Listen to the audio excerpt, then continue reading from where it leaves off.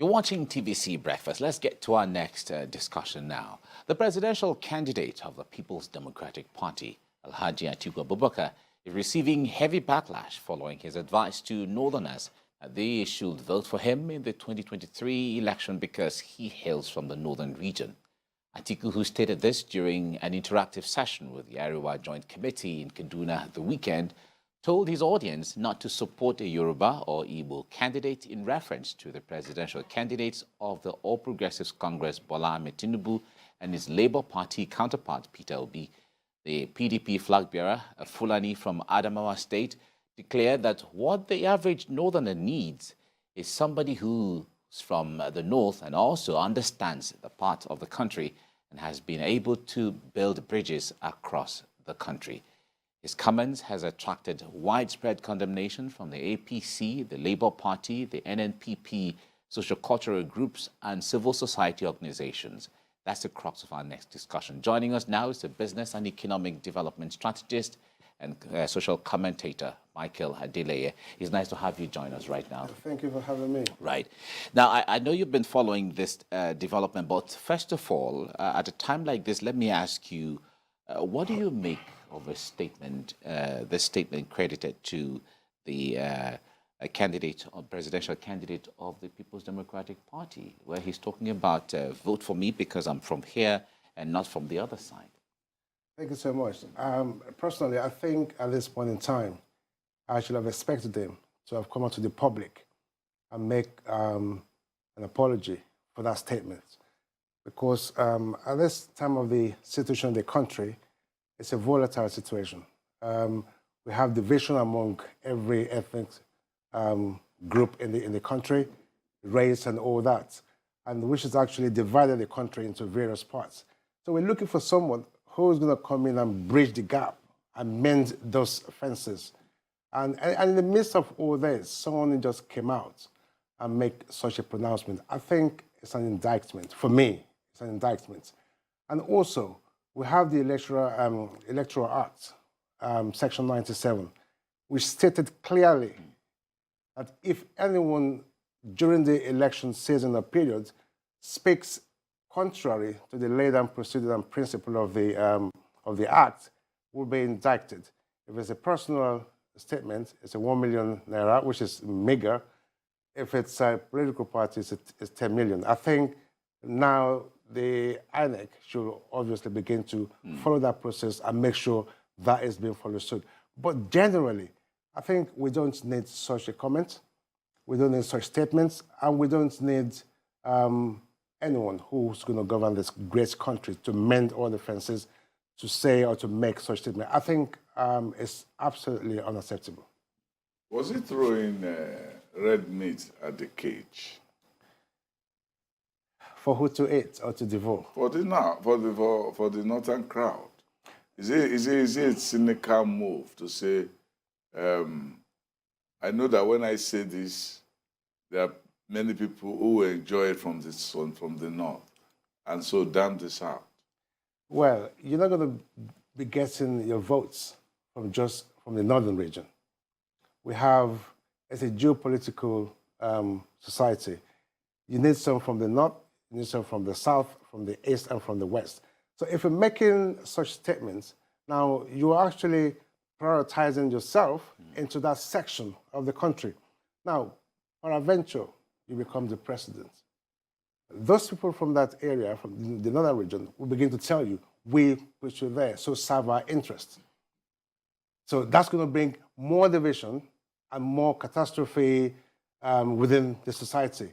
And I think throwing such a myth to the cage, like he just said now, I think it's a very, very dangerous move to make at this point in time. All right. So some people have started breaking down the analysis, saying that with the current situation where it seemed like there is no hope in the South, where Governor of Rivers State, Wike, rules the place and being influential with the votes that will come from the South, and then the Southeast, where the governors that would have been in support because they are PDP are also with Wike. So if he's seeing that there is no hope for me to get votes from the South and Southeast and not even from the Southwest, And then let me come back to where maybe it's my region, in quote, that's the only hope I have. That won't get him the tickets. Okay. How is he going to win? You see, when you're dealing with a very sensitive situation like this, you don't bring in an internal factor into the playing field. I think because he has rancor within the party and he's not been supported, like you did mention, with wicked supporters and all that, he doesn't need to bring out, you don't need to wash your dirty clothes in the public. Face the generality of the society and tell them what you have for them, how to bring the country together and make it a prosperous country. But making such a statement, I think, like I said earlier, it's an indictment. And like people always say, we have begun to see, to differentiate the chaff from the wheat. Every single statement that every politician makes now tells everyone what's going to happen when they get in there. So if you can't give us the generality of a manifesto, for me, I mean, I look at what people say. There is, for me, I believe there is party manifestos and there's individual manifesto. Now, what I follow is individual manifesto. So if you're saying this is what you're going to do, this is the people that you need to vote for you to get you in there, then that means you don't have any concrete and valuable plan for generality of the whole country. So I think for now, at this point in time, he should be coming out to actually make a statement, an apology to the entire country and to the world, because we don't need such statement at this point in time. It's very clear that there has been no leader at that level in Nigeria who has ever made any statement close to that. Yeah. Even those who make assertions about regions, they don't put down other regions. They just assert their own regions. Yeah, absolutely. But what he did was to say, those people are bad. We are the only people who are good. Who are good in the country. And we are the only people who matter. This is not only unblushing, this is blatant. It is. It's blatant. And is he not conflating his own personal ambition to that of the North? Because, you know, this is the sixth time he's running for president. And he has always insisted that the elections, that the presidential candidates in the elections should come from the North, even when it did not, when it was zoned to the South, it was always come to the North. In the time of Obasanjo, he insisted it must come to the North. He fought with him. Obasanjo embraced him, made him vice president. When it was Yar'Adua's sickness, and then Jonathan came there and he said, no, the North must complete his turn. When Jonathan was done and there was APC, he went to fight with Buhari. He insisted it must come to the North. When it was 2019, even the whole party in Port Harcourt decided it will come to the North. And now, after 8 years of Fulani tenure, he's still insisting that it should come to the North. It looks like whether it is the turn of the North or not the turn of the North, it is always the turn of Atiku. That's what it seems. Does that not make it an Atiku agenda that is trying to drag his region into his own version of fanaticism for the North? It boils down to the same thing that I said earlier on. I mean, if he's not coming out now to give a public statement, I mean, even after the statement, I don't think it's going to really help him out. The stain has been dropped on the white cloth, and it's going to be very difficult to clean that white stain on the white cloth. And I think there's something that I've been doing some sort of consultation amongst several civil society organizations. I don't know how that could work out. What I'm thinking is, if anybody wants to become a public servant, like the president, the governor, there should be a manifesto, or, you know, like the peace accords that they all signed. That, look, this time my manifesto, I'm going to have to do this 1, 2, 3, A, B, C. My first 1 year, 2 years, 3 years, this is what I'm going to have to achieve. Now, there should be something that they should ask them. If you fail if you fail to do X, Y, Z, A, B, C, the public should come out en masse. You could be unseated. But nobody is talking about that now because we hear all sort of promises. In the last election, the one before then, are we going to do this? We're going to employment, which is very critical. Youth employment, training, skill acquisition, about the, what's it called? The oil subsidy and all that. The exchange rate, we had a lot of promises. And in the end, nothing happened. And no one is actually talking about that. But now as we speak, today, you have a lot of all these presidential aspirants saying they want to do this, they want to do that. But no one is asking them a question or holding them to account. What about if your first time in the office, if you fail to do this, give a specific period or season. My first 1 year, I'm going to do X, Y, Z. My second year, A, B, C. Now, if I fail to do so, now the public can come out en masse to actually demonstrate that you have failed us, and they could insist you. Now, if that is being put into place and signed by all the aspirants contesting this election, the moment you get into office, you know that, yes, you have to roll up your sleeves and begin to work. Serious business. Serious business. But if we just believe, we've been believing for ages, they're going to do this, they promise us, and they never do anything. So it is when it gets to worst situation that we begin to cry out. But why don't we hold them to account from the first year? What you give us a narrative what's it called, responsibility and what you're going to achieve in your first year, your second year, third year, so everybody can follow suit. So if you fail to do so, sign that documentation. If I fail to do so in such a period of time stipulated, then you could all come out en masse to demonstrate, and you could be unseated. That is what I think we should be doing at this point in time. Because we're tired of promises. We're tired of all agendas, manifesto that doesn't work. Now, to pass insult upon injury, this is what we're saying again now. I mean, like somebody is saying to us, we don't need an Igbo person, we don't need a Yoruba person, we need a Hausa person, I'm pan-Nigerian, from the northern origin. So are you really saying to all the entirety of the country, the only people that could actually bridge, make this country prosperous and make it move forward is only from the northern region? Come on, that is an indictment. And he said he has been building bridges in the south. So is he building bridges in the south for the north? You can't build bridges in the south and now at this point in time that you need them, negate them. So it's either you're contradicting your statement that you've been building bridges in the south, in the east, and all that. Now, if you build all those bridges, for what purpose? If you're not saying now that we don't need them, so what is the purpose? That means building the bridges for the north. So it's like I'm uniting you people so that you can work for me. Wasteful investment. No. That's what he's saying. He's saying that I'm uniting you people. I'm saying, okay, Mr. Lagbaja and Mr. Bowaja, both of you come together because I need you to work for me. For me. That's all. People have done it before.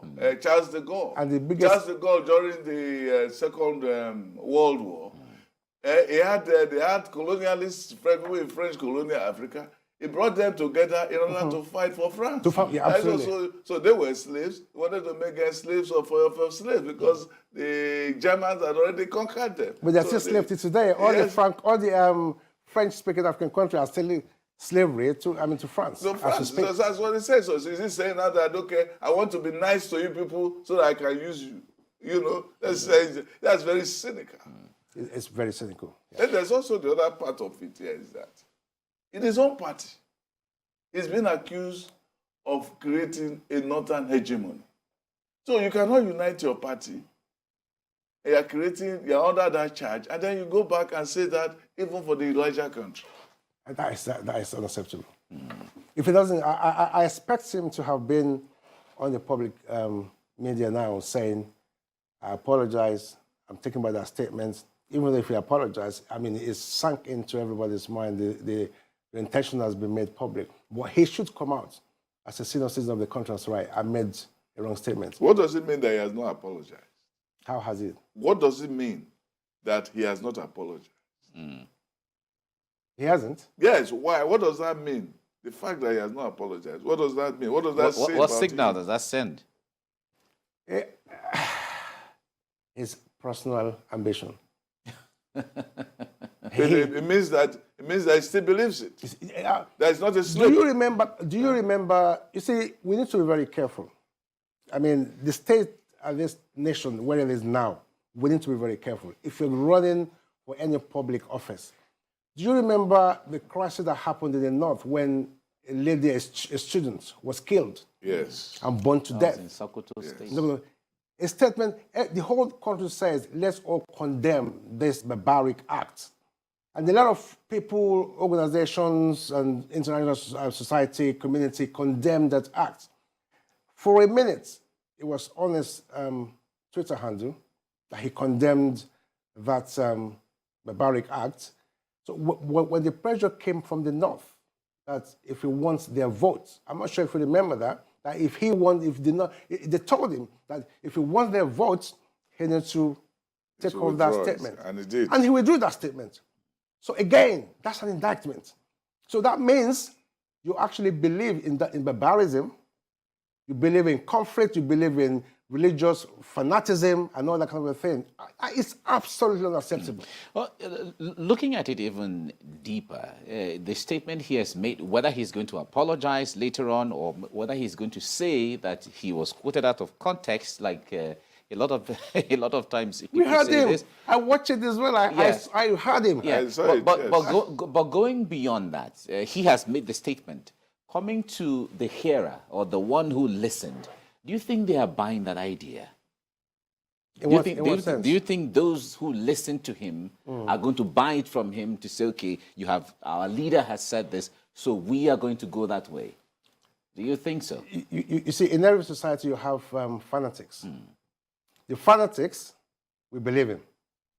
But unfortunately, the northern region is actually trying to capture a chunk of that society. Will look at them and shake their head because they have affiliation with the rest of the country. They have their businesses and their investments and their, what's it called? Alliance with the rest of the country. So they're going to be thinking, hang on, look at, for example, I'll mention name now, Dangote. Majority of his investments and livelihood is in the south. So he's going to ask himself the question. I'm from the north as well.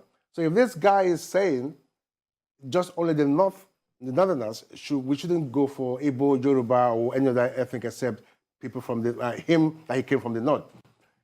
If there's backlash, all his investment gonna be gone. And similarly, a lot of other people like that. And people want peace. People are tired of all this religious fanaticism, banditry, kidnapping, Boko Haram. People are tired. They want somebody who will make a statement and say, look, let's begin to look into solution, find solution to all these things. Let's kill ethnicity crisis. Let's kill all this division. Let's begin to breathe. We don't want to know where you come from.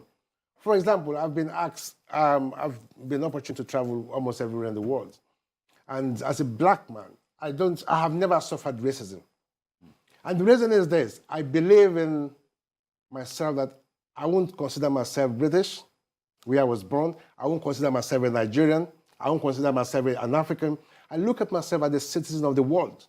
So if I'm coming to your house, the first thing that I do is I read about you. I want to find out, how do you run your home? How do you speak? What do you eat? What are your do and your don'ts? So by the time I'm meeting you for the first time, you begin to find out I fall into place. So you have no reason to actually look at me in a different way as a different person from a different region, different race, different color. No. So we should begin to look at ourselves in this country like we are all Nigerians, regardless of where you come from.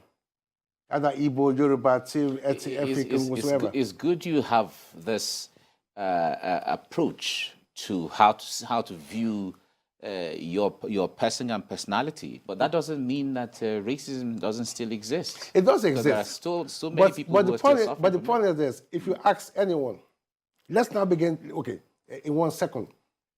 When you talk about what is racism, one race doesn't like another race. You go to England, go to the US among the Caucasian, and ask them, do you like black? The one that said, I don't like a black person, ask them, what are your reasons why you don't like black? They have no reason. It is just they were born into it. They were fed by their parents. But that is the situation in Nigeria where people. That's what I'm saying. People are born to particular tribes or environment, and they say, well, the people from childhood, the parents will tell them, look, oh, that Yoruba man, this is how they behave. Don't talk to them, or don't eat their Don't food. associate with them. Don't associate with the other Igbo man. Don't mind them. Oh, they're Jukus people. Oh, they're bad people. Don't talk to them. Oh, those Hausa people. That's how they behave. Oh, don't come near them. Oh. Things like that. And then you grow up without meeting anybody. Exactly. You've already formed an opinion. An opinion, absolutely. You have already hated other people. This Even this without knowing them. Jean-Paul Sartre said, say trouble is other people. That's what Jean-Paul said. Jean-Paul Sartre said. And in our case, it's a way of distorting. We have it's a mindset. Yeah, it's a false sense of what the order of the world is. Our senses absorb the wrong structure of the world, and then it becomes right in our own sense. That's what Francis Bacon called the idol of the tribe. And they talk about the idol of the marketplace. You get the wrong opinion, yeah, and receive them, and they become the correct opinion, and things like that. It becomes a norm. Yeah, it becomes the norm. So that is what Atiku is trying to exploit. And the question is, the North itself should understand that it's even in the interest of the North that it doesn't appear to want to lord itself on the rest of the country, because even in doing that, it divides the country and it gives it no room to even show power. Absolutely. I mean, about 2 or 3, 4 decades ago, if you're from the Yoruba tribe, you dare not date someone from an Igbo tribe, and vice versa, right? But today, the intermarriages that happens between Yorubas and Igbo is phenomenal, unbelievable. Yes. Yeah, it's even underlies. It's very interesting that this thing is happening even while there is an undercurrent of conflict on the political level. Today, it's happening when there is an undercurrent of political level, whereas on the family level, you see so many people who are dating across the ethnic group. North with the South, East with the South, West with the North. Do you know what that tells you? Yeah. Do you know what that tells you? Our parents, our grandparents destroyed that fabric. But the younger generation coming up now don't think that makes sense. But you don't see that in social media. You usually see a lot of it. You see the battle between the Yoruba youth and the Igbo youth. You see it going on. And the testing thing it doesn't happen in the physical. Yeah, the testing thing that can happen, the testing thing can happen is that you can see a Yoruba man who is married to an Igbo woman who is still acting bigoted. For the Yoruba, it's okay. Maybe the Yoruba man will say, well, take this Igbo woman away, we are like, the rest of them are bad. Because that's how it is in the U.S. racism. Say, oh, the white man will say, okay, I want to pick this one. I like this black man, I like this black woman, and these two are okay, the rest are bad. That's a way of... So it's a very terrible way, it's a very terrible psychology that happens. That you find out that even in the U.S., one of the greatest racists in U.S. history, what's his name now? But it's sectional. What do you call it? I've forgotten his name now. The congressman is dead. His name just... He had a black woman who had a child for him, but he would not let anybody know. But everybody knew. And he took care of that black woman and took care of that child. But not in the public. In the public space. Yeah. But because his political life was more important than that. That is the kind of psychology that goes into bigotry. Yeah. That is why a man like Atiku Abubakar can say, I'm married to an Igbo woman, I have a Yoruba woman. Yes, you like them in your bedroom, but you don't love his people. You love her. You love what you want to do with her. But it don't necessarily mean you love the people. In the second room. Yes. And in the You other only room. love them in the other room. In the other room. Yeah. So some people need to make that distinction. You can't tell me that because you are married to a person of another ethnic group, it means it gives you a pass. It doesn't. You have to show it. As Jesus Christ said you have to show proof of repentance. You don't just say, yeah, okay. I am now. Yes, so Americans used to say some of my friends are black. That doesn't mean anything. Show me that you are really That's true. But it's changing. I mean, as time goes on, it's changing. Yeah, we hope so. We hope so. We hope so. In the US, that racism still is in a very high climax in there as well. Now, they're beginning to understand that, look, you can't negate some people based on their color or ethnicity and all that. When Obama was contesting for the presidency, everybody thought a black man in the history of the US is not going to happen. But hey, when the guy, he stood on his points, his manifestos, how to build the country, bring people together. When he won, it was unbelievable. But immediately he won, there was a backlash. Like there was a racial remorse. There was, yeah. What have we done? What have we done? And he had to fight it to the end. And the second time again, he won again. Yeah, but it was a big fight. The fight was until he left. The Congress, in fact, he created Trump.